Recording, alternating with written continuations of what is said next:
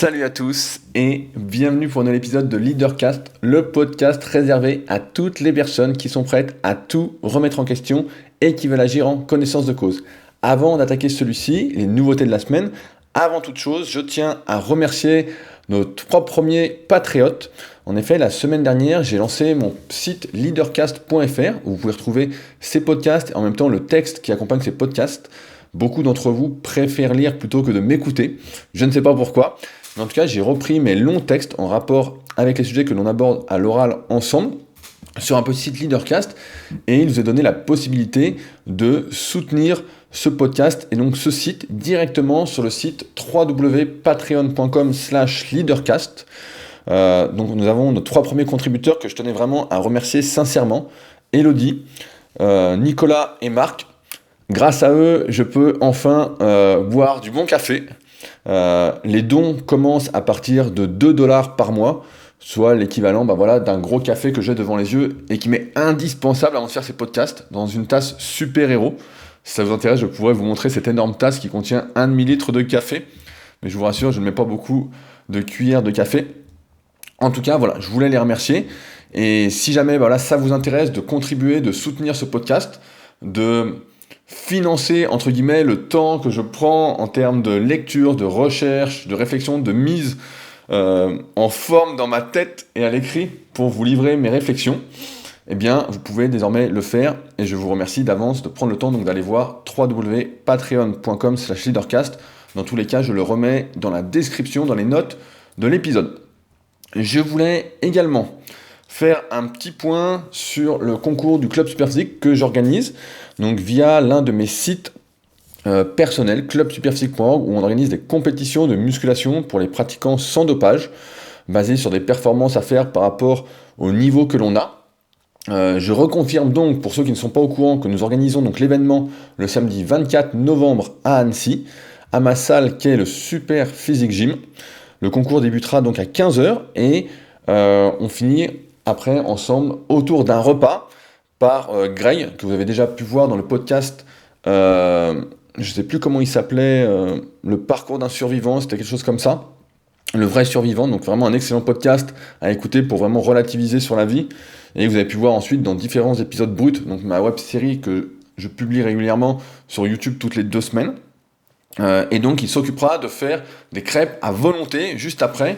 Le prix a été fixé à 18€ à volonté, donc évidemment c'est pas grand chose comme d'habitude, hein. Vous vous doutez bien que on va pas gagner d'argent, mais en tout cas voilà, s'il y en a que ça intéresse de venir participer, ou même de venir voir, si vous faites pas de musculation et vous suivez ces podcasts, etc., n'hésitez pas à me contacter. Mon email c'est rudy.koya, @yahoo.fr. Maintenant, attaquons donc le sujet du jour. C'est un sujet qui m'amuse un petit peu, parce que je pense qu'on a tous, ou presque en tête, ces scènes de films où quelqu'un est à la barre, dans un tribunal, est à la barre, et jure de dire la vérité, rien que la vérité.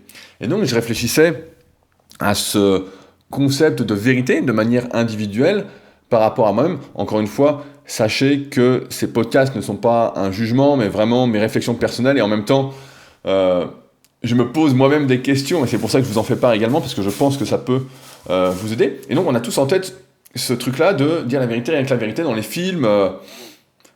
Et si on y réfléchit, effectivement, on peut se poser cette question-là, c'est est-ce que la personne dit vraiment la vérité, même si elle le jure? Et surtout, de quelle vérité nous parlons? Parce que si on s'interroge nous-mêmes, je pense qu'on est entre gens honnêtes, donc on est d'accord pour se dire, du moins au premier abord, qu'on se ment pas, qu'on se dit la vérité, qu'on dit la vérité, qu'on n'est pas là en train de mentir. Et personnellement, moi j'ai horreur du mensonge, c'est vraiment un truc qui m'énerve, mais au plus haut point. Et c'est d'ailleurs ça qui a par exemple contribué à me faire ouvrir mon site de musculation Superphysique, parce que dans la musculation, tout le monde dit qu'il est naturel, donc il ne prend pas de produits dopants, et la plupart en prennent, ce sont vraiment des menteurs. Et donc c'est de cette initiative-là, de montrer ce qui était possible de faire naturellement, et surtout comment il fallait s'entraîner, manger, etc. quand on est naturel, parce que c'est complètement différent de quand on prend des produits dopants, et où ça fait vraiment tout. Pour vous en convaincre, si ça vous intéresse, il y a pas mal de témoignages sur mon autre podcast, le Super Physique Podcast, donc qui est disponible directement sur superphysique.org, mais également directement sur toutes les plateformes de podcast ou presque. Mais donc voilà, c'est comme ça que ça a commencé. Et d'ailleurs, tiens, ça me rappelle que grâce à Julien qui m'a écrit la semaine dernière par rapport à l'ouverture de mon site Leadercast et qui avait du mal à s'y retrouver par rapport à tout ce que je faisais. Si effectivement, si vous me découvrez et que vous me suivez que par rapport à ce podcast-là, et des fois je vous parle d'autres projets que j'ai, ça peut être un peu compliqué. Et vice-versa, si vous me suivez en musculation, de savoir que j'ai également un podcast sur le développement personnel, l'entrepreneuriat, etc. J'ai acheté un petit nom de domaine pour faire une page en fait où je récapitule tout ce que je fais de manière succincte. Quand elle sera en ligne, je vous le dirai et je la mettrai directement dans les notes de l'épisode. Comme ça, vous aurez une vision d'ensemble de tout ce que je fais entre guillemets.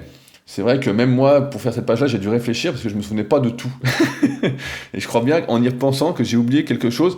Je crois que j'ai oublié le site supermince.org, qui est un très très vieux site que mon associé Fabrice avait fait, que j'avais corrigé un petit peu sur certains points, et qu'on n'a jamais trop développé, où le concept était la clientèle entre guillemets féminine qui voulait maigrir et qui voulait avoir les bonnes connaissances en 30 minutes. Donc c'était un site avec des articles vraiment condensés, en allant droit au but, etc. Mais on n'a jamais trop communiqué dessus. Enfin bon, pour revenir à notre sujet, on peut donc se poser la question et moi je me pose la question également, est-ce que je suis vraiment honnête? Est-ce que je ne cache pas la vérité? Et surtout, encore plus, à moi-même.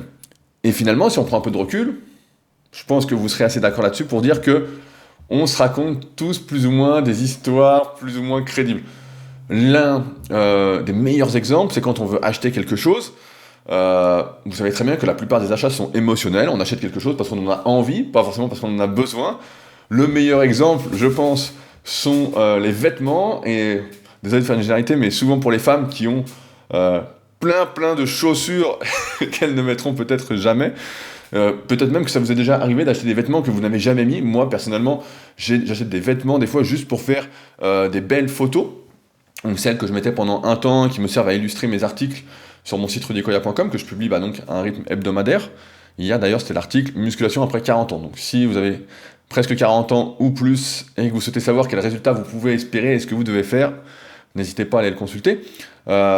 Mais voilà, donc l'achat est émotionnel, et ensuite seulement, et c'est ça qui est assez drôle, on va trouver des raisons, je sais pas si c'est des raisons, mais une certaine logique en fait pour confirmer ces émotions, pour passer à l'action. Alors qu'on pourrait très bien, si on y réfléchit un petit peu également, trouver des raisons pour ne pas procéder à l'achat. Mais on essaye d'être cohérent avec soi-même, c'est le principe de cohérence, je crois, qui avait été bien expliqué dans le livre Influence et manipulation de Robert Cialdini. Donc vraiment un très très bon livre que je vous conseille de lire. Je vous mettrai un petit lien, si j'y pense, directement dans les notes de l'épisode, parce que ça c'est vraiment un très très très bon livre à lire pour en apprendre plus sur soi-même et le monde qui nous entoure. Mais donc en général, voilà, quelque chose nous plaît et on va trouver des arguments, une sorte de vérité pour nous convaincre encore un peu plus de passer à l'action, de passer directement à l'action. Et donc, voilà, c'est j'ai envie de dire en fait qu'on se ment inconsciemment en fait pour notre propre bien-être, pour continuer de croire dans ce qui nous importe, dans ce qui a du sens à nos yeux. On en parlait la semaine dernière d'ailleurs, mais on entend régulièrement des concepts un peu sur les croyances limitantes, les croyances définissent ce que nous allons faire, ce que nous n'allons pas faire, etc.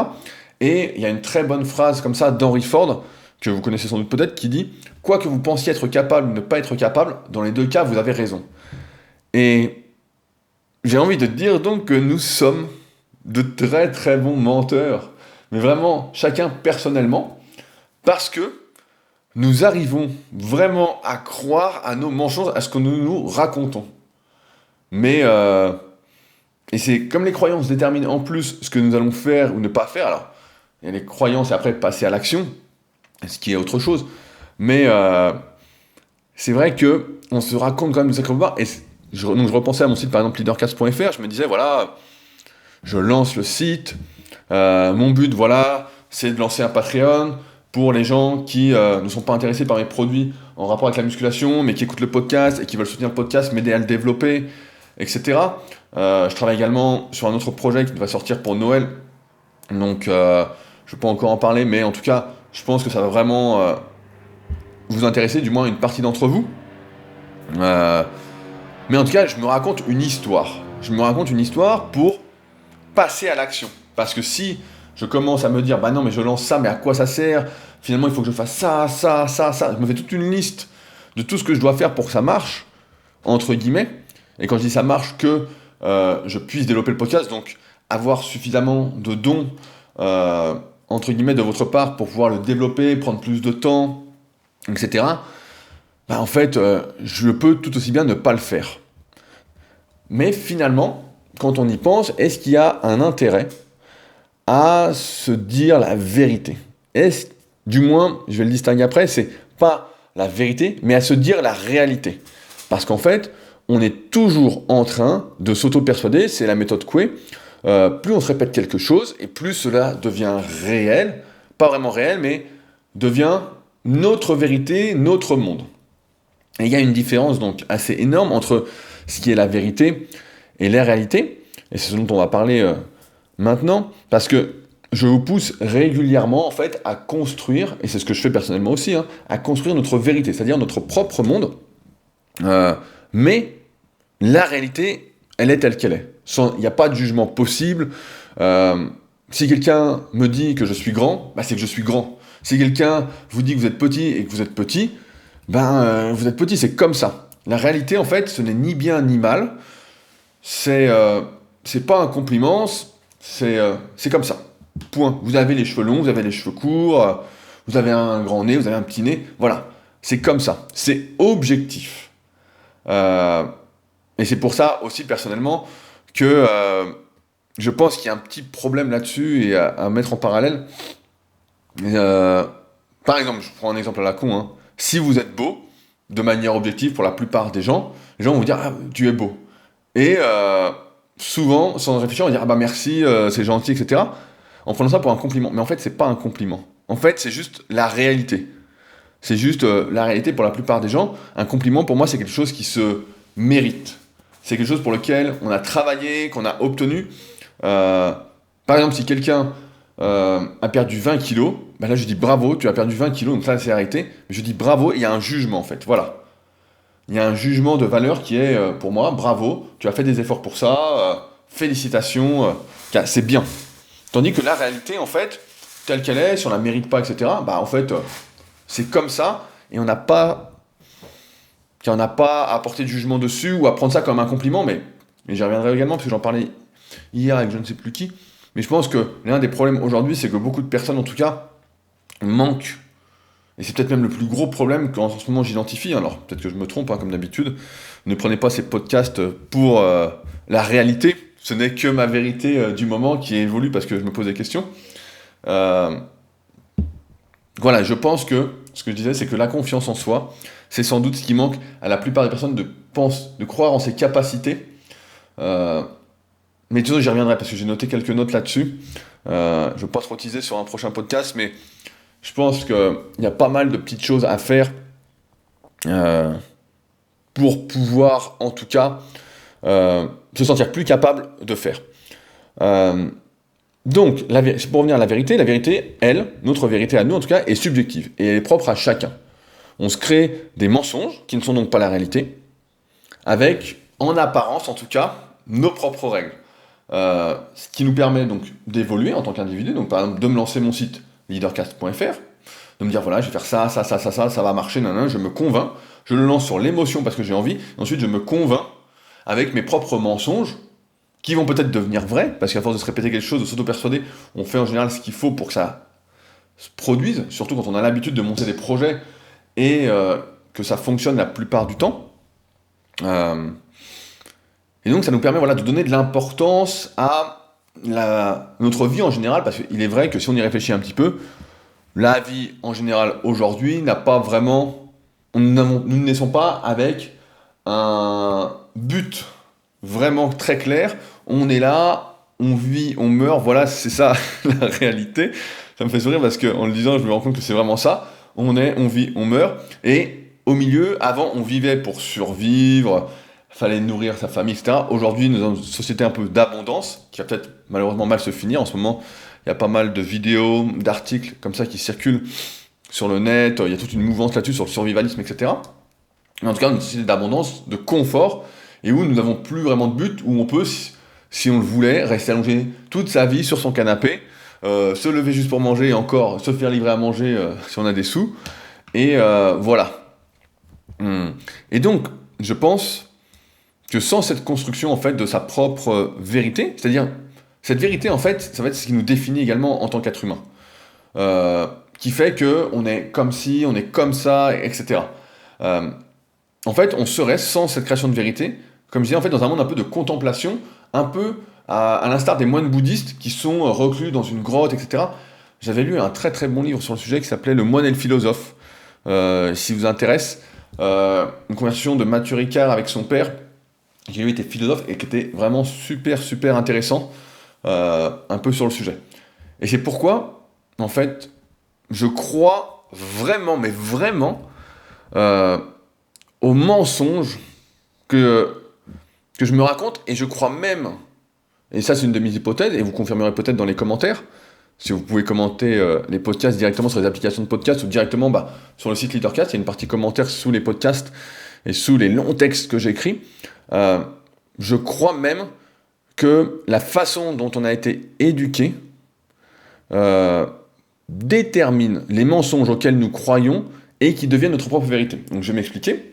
En musculation, via l'analyse morpho-anatomique, que j'ai codifié, que j'ai sorti, que vraiment j'ai propulsé avec la méthode Superphysique, donc mes différents tomes sur ma méthodologie d'entraînement, on a vu ensemble qu'une part de notre potentiel en musculation était déterminée par nos antécédents à l'enfance et à l'adolescence. Autrement dit, que ce qu'on faisait durant cette période-là, où on est comme une éponge, où on absorbe vraiment beaucoup, où on apprend plus facilement, parce qu'on n'a que ça à faire aussi, c'est la base de l'apprentissage, etc. Et laissait des séquelles presque irréversibles sur notre potentiel. Par exemple, un jeune qui aurait fait beaucoup de vélo quand il était jeune, enfant, adolescent, etc. Je pense par exemple à Flo qui nous écoute, qui est à la salle, qu'on appelle Belle-Jambe en plus, ils ont un petit surnom, fait énormément de vélo, forcément il a des super cuisses, il se met à la muscu, voilà, les cuisses c'est le point fort.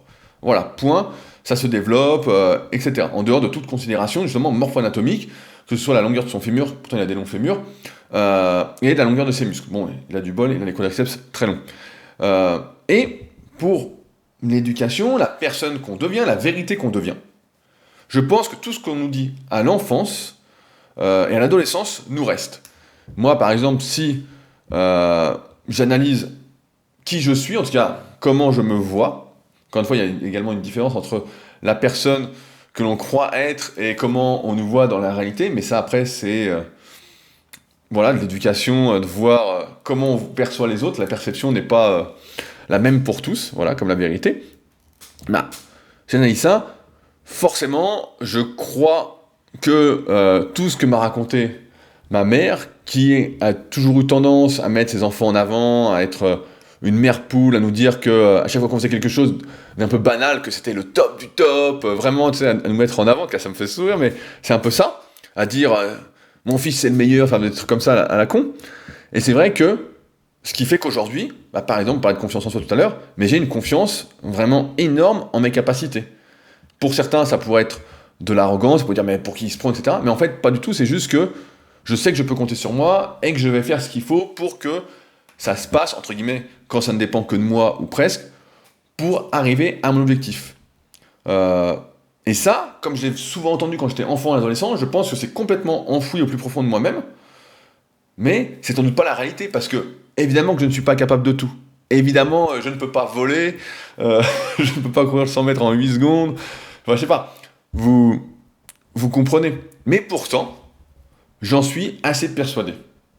Et si enfant, on vous a dit par exemple que vous n'étiez pas fait pour une activité, il y a de fortes chances que vous n'ayez jamais recommencé ou même commencé. Je prends un exemple. Est-ce que j'ai des exemples de trucs auxquels on m'a dit que j'étais pas très doué ? Je sais pas, j'étais plutôt doué pour le sprint, mais après j'avançais pas. Je réfléchis. Il n'y a rien qui me vient en tête comme ça, mais si on vous a dit par exemple que vous n'étiez pas fait pour quelque chose, enfant, vous l'avez sans doute intégré et vous ne le faites plus. Vous n'avez jamais recommencé, vous ne le faites plus. Vous avez abandonné. Voilà, il y a un bon exemple. On dit souvent que les filles à l'école sont moins douées pour les maths, et donc elles se mettent dans cette position de « je suis moins douée pour les maths ». alors que les études montrent qu'il n'y a aucune différence. Rien de rien.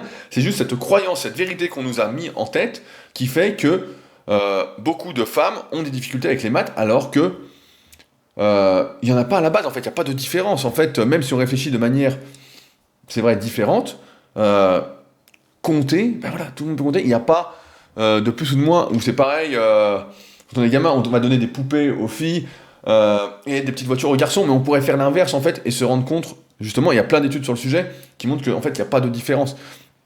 Et c'est pourquoi on a pris, en fait, beaucoup de choses pour acquis, alors que ce n'est pas acquis, en fait. Nous avons la capacité de créer notre propre monde et notre propre vérité, et qui nous sommes vraiment.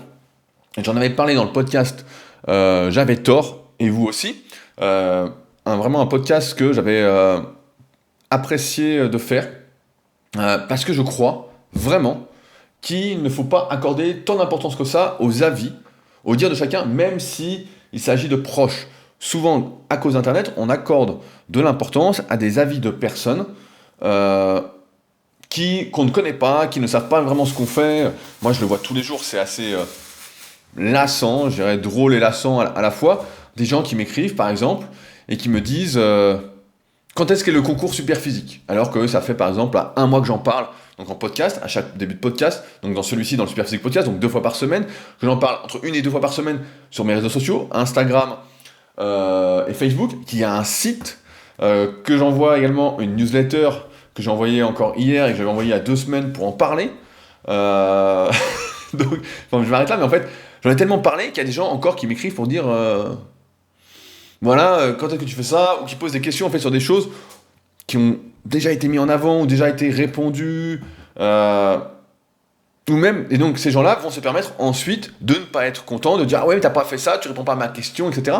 Alors que ça a déjà été fait. Donc c'est pour ça qu'il ne faut pas accorder trop d'importance à l'avis des autres, mais déjà à son propre avis, et après, on va y revenir après, à son propre entourage qu'on aura construit de manière consciente, et non pas l'entourage qu'on a un peu, qu'on subit. Parce que la vraie question à se poser, c'est qui est le mieux placé aujourd'hui pour nous conseiller sur ce que, par rapport à ce que nous irons être et faire. Qui c'est ? Et bien la réponse, aujourd'hui, c'est que personne n'est capable de dire avec certitude quelles sont nos possibilités. J'ai mis une citation là-dessus justement de Spinoza. Je l'ai mis, je suis tombé dessus dans un livre que je suis en train de lire. Le livre, justement, j'ai fini l'autobiographie de Jenson Button, donc qui s'appelait, je l'ai sous les yeux, Ma vie à la limite, qui est une bonne autobiographie, mais que voilà, je recommanderais pas spécialement. Ça se lit bien, mais c'est pas non plus un chef-d'œuvre. Ça vaut pas la biographie que je recommande sans arrêt, celle de Steve Jobs. Et là, j'ai attaqué l'autobiographie de Michael Jeremias, donc, que j'avais déjà vu dans des documentaires, qui est champion de tennis handicapé. Et dedans, je suis tombé sur une phrase de Spinoza qui disait justement personne n'a pu déterminer jusqu'à ce jour ce dont le corps est capable. Donc j'avais mis ça en citation directement sur Instagram parce que ça me parlait plutôt bien. Dans un milieu de la musculation où, encore une fois, tout le monde pense aux limites avant même d'avoir commencé à s'entraîner. Quel niveau je peux atteindre ? Ça fait 2 mois que je fais de la muscu. Et tu verras. Et c'est pourquoi il y en a beaucoup qui ne croient pas trop au niveau que j'ai actuellement, mais ça fait 17 ans que je m'entraîne. Donc pour ceux qui le découvrent, ça peut faire beaucoup, mais effectivement, ça fait plus de la moitié de ma vie que je m'entraîne en musculation. Donc c'est normal que j'ai quand même un petit niveau. Donc aujourd'hui, en fait, voilà, personne n'est capable de dire ce que vous pouvez faire, ce que vous ne pouvez pas faire. Et ça me permet de rebondir sur un sujet qui m'amuse, c'est la franchise. La franchise n'est que l'expression de notre propre vérité. Souvent, on la décrit comme une qualité, voilà, on dit « Ah, il est franc, il dit les choses comme il pense, etc. »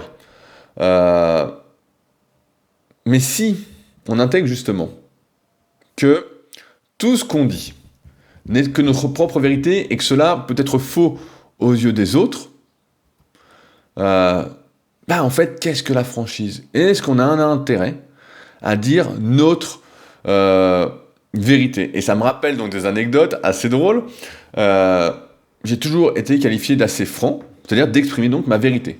En effet, quand je suis arrivé sur les forums de musculation, donc pendant 2-3 ans, je parlais pas beaucoup, je posais surtout des questions. Puis au fur et à mesure que je devenais de plus en plus passionné, donc c'était le début des années 2000, j'acquirais des connaissances et une certaine vision. Donc c'est ce qui m'a permis progressivement de développer l'analyse morpho-anatomique avec des photos, les analyses morpho-anatomiques en vidéo, et de codifier un peu tout ça.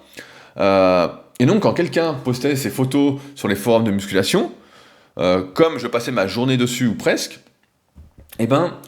j'étais un des premiers à répondre et à dire à la personne mes 4 vérités. Pas ces 4 vérités, mais mes 4 vérités. En disant par exemple, tiens, au lieu de dire tiens, t'as de bons pectoraux, je disais tiens, tu manques de bras. Voilà, plutôt que de féliciter la personne pour ses points forts, qui la plupart du temps ne sont pas spécialement mérités, il faut en être conscient, je disais voilà ce dont tu manques. Du point de vue de ma vérité, de l'équilibre musculaire que le corps doit avoir, qui est encore propre à chacun. J'ai fait un article d'ailleurs qui va bientôt sortir là-dessus, sur la notion propre de l'équilibre, qui est une définition qui doit être individuelle et personnelle, et non pas générale. Et donc j'arrivais et je disais ça, et sur beaucoup de... Dès que quelqu'un postait ses photos, donc on avait des topics photos qui existent encore sur les forums Superphysique, je me souviens, ça générait une certaine animosité envers moi. Et je comprenais pas, parce que je me disais, il manque de bras, il devrait être content que je lui dise qu'il manque de bras, ou il manque de cuisses, il devrait être content de se dire, voilà, je sais maintenant, et je vais pouvoir travailler pour. Et en fait, pas du tout, c'était vraiment... à la fin, c'était putain, pour qui il se prend Bon, il y avait une petite vague d'animosité, et je comprenais pas. En fait, je comprenais pas, parce que je me disais, être franc, c'est... si on demande l'avis de quelqu'un, on lui demande d'être franc, en quelque sorte, et en fait, pas du tout. La plupart du temps, on demande un avis, et je le vois moi également quand je demande l'avis sur certains trucs que je fais, j'attends plutôt que ça aille dans mon sens. Et quand ça va pas dans mon sens, et que c'est dit de manière un peu abrupte, avec la vérité de la personne, donc sa vision de ce que je fais, ou du monde, etc., on a tendance à mal le prendre. Alors qu'en fait, il faut pas du tout mal le prendre, et c'est pour ça que ça me permet de dire aujourd'hui, d'en parler avec vous, que la franchise, finalement, c'est pas une qualité.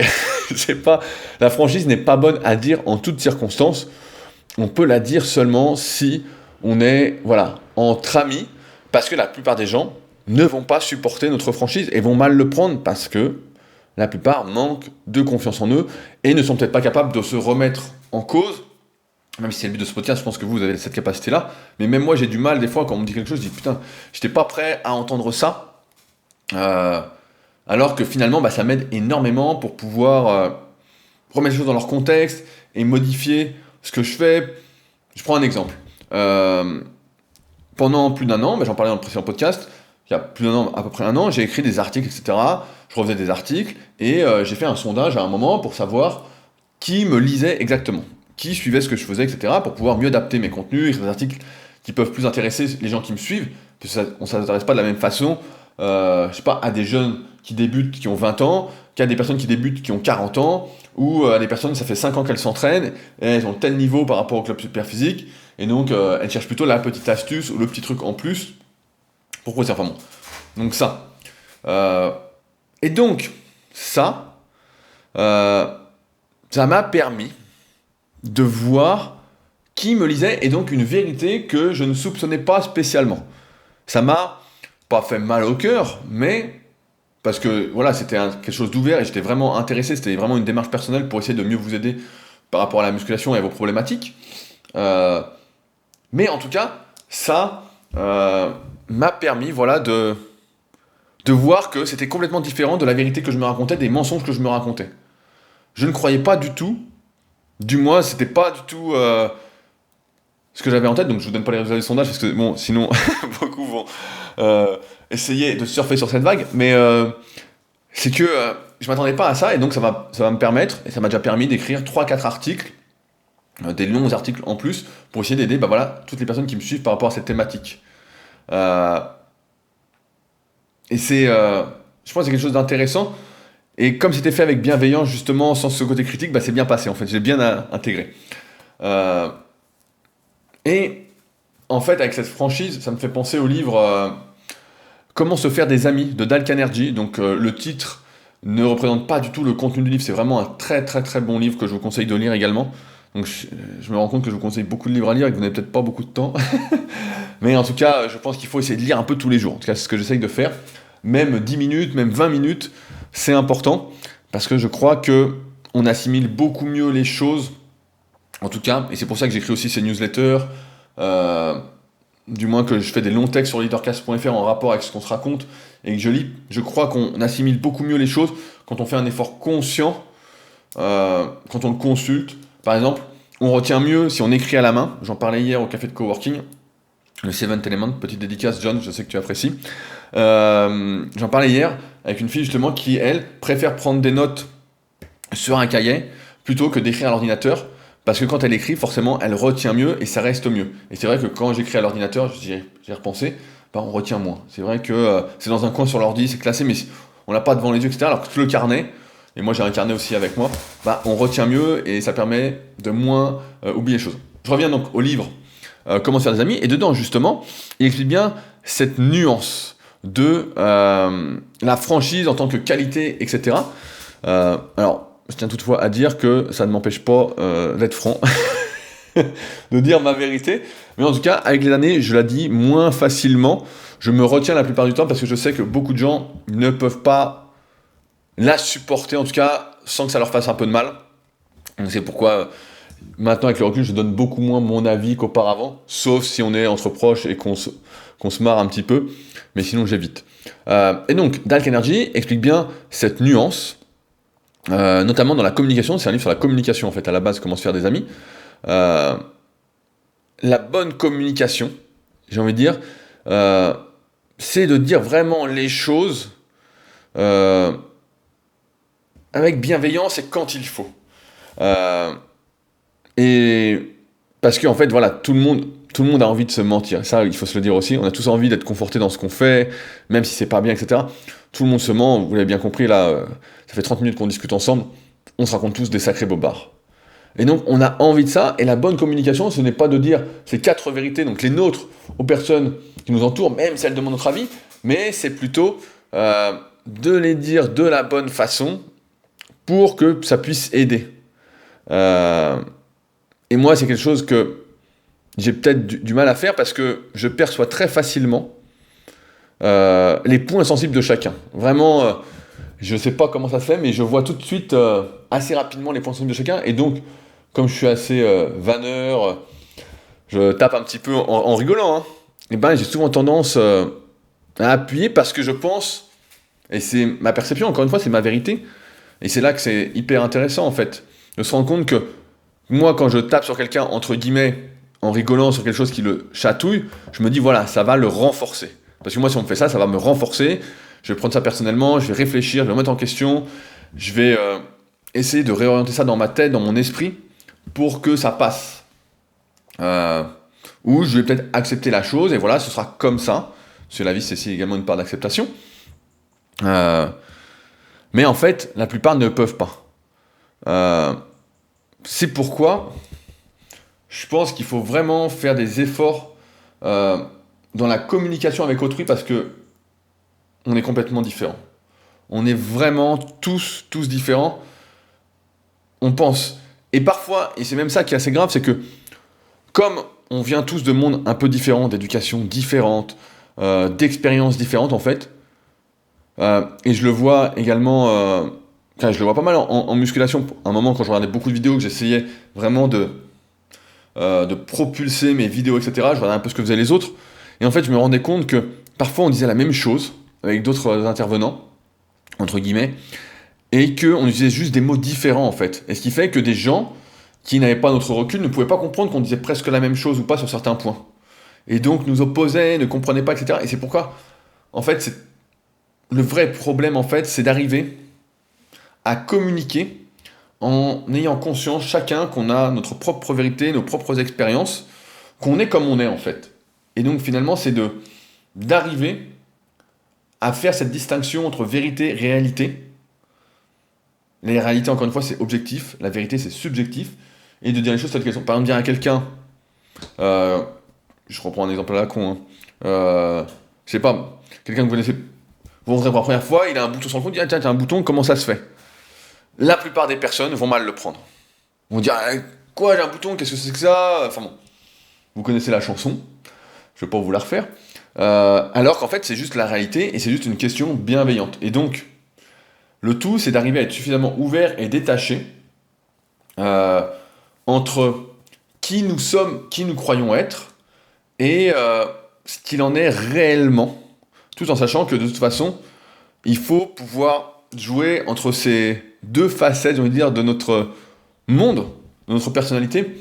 Il y a une théorie que j'aime bien qui dit que nous avons plein de personnalités différentes qui s'expriment, donc je sais plus, suivant plusieurs auteurs, donc j'ai pas encore creusé ce sujet, mais il pourrait y avoir des dizaines de personnalités différentes à l'intérieur de nous qui s'expriment en fonction des périodes. Et ben là, c'est un peu pareil en fait.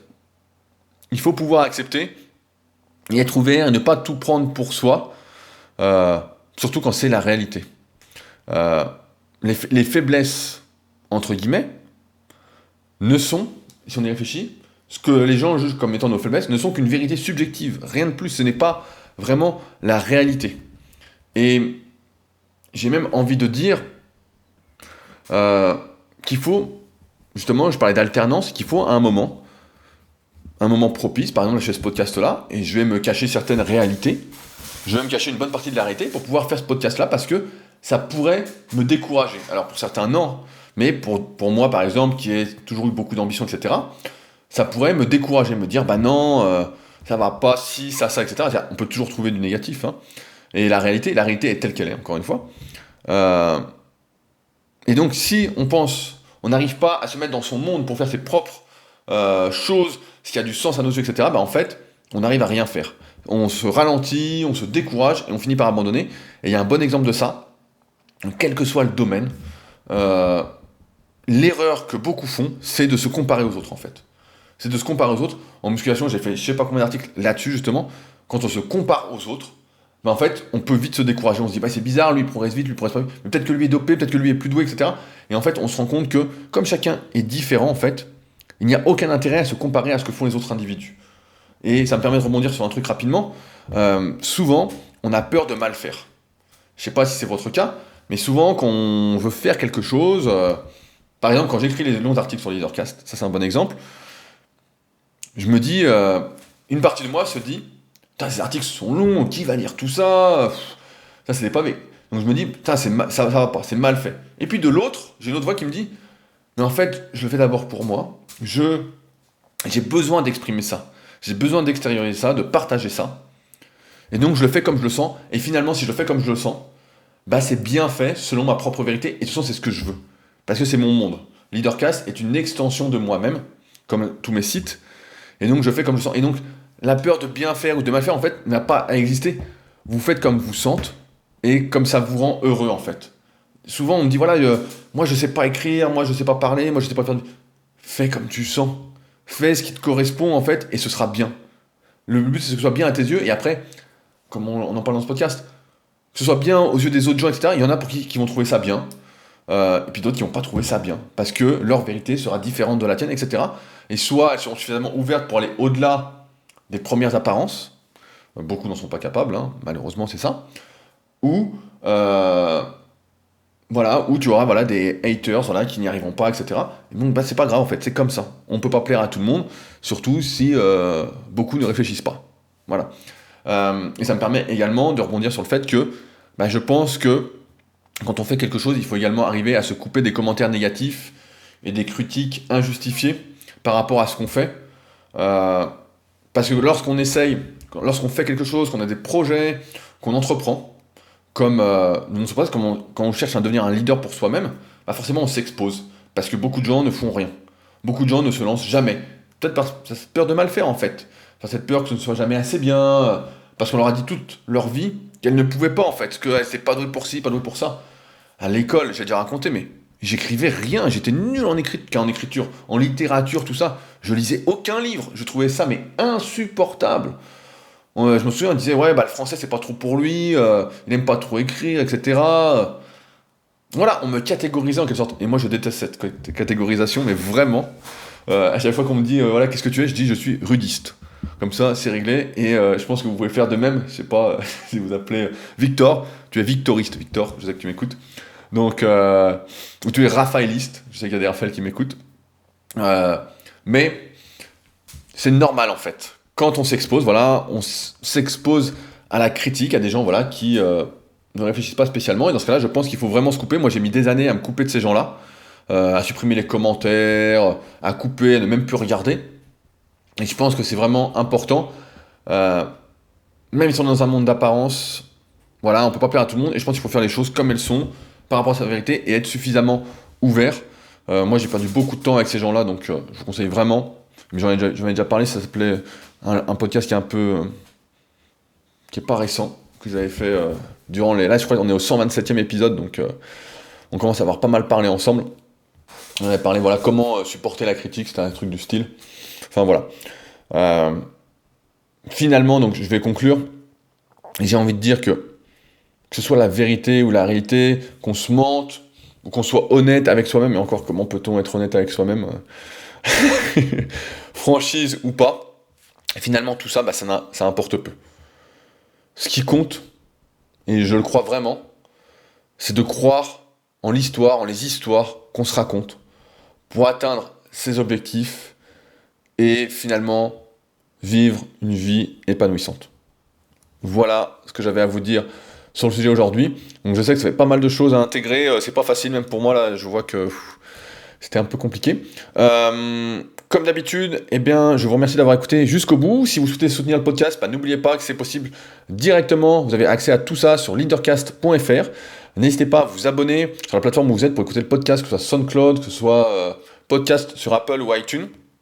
En tapant donc Leadercast ou le podcast de Rudy Koya, qui était le nom à l'origine, avant que une nouvelle mission s'impose à moi, une nouvelle vérité. Et également, bah voilà, si vous souhaitez laisser des commentaires pour encourager ce podcast, le partager, etc., eh bien, ça me ferait extrêmement plaisir. On approche bientôt des 300 commentaires sur l'application podcast de Apple et directement sur iTunes.